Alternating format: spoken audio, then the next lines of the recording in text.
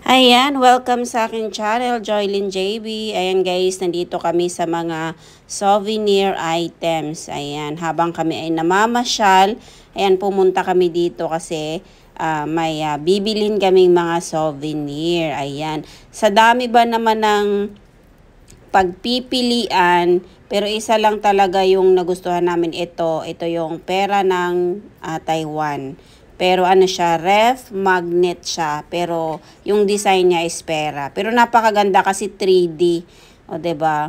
Ang dami ding mga mga iba-ibang klase ng souvenir. Ayan. May 3D, may parang mga keychain, ayan, may soft drinks pa na mga Taiwan beer, o 'di ba?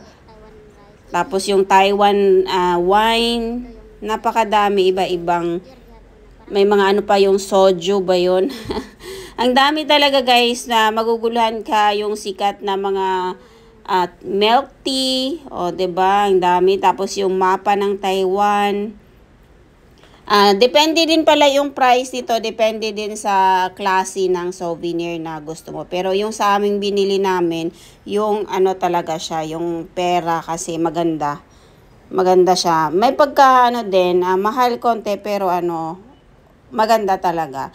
Tapos ito yung lantern, sky lantern. Ayan, pwede kang pumili dyan na mga souvenir din siya, pero sky lantern yan. May mga sulat-sulat na siya, pero hindi ko lang maintindihan.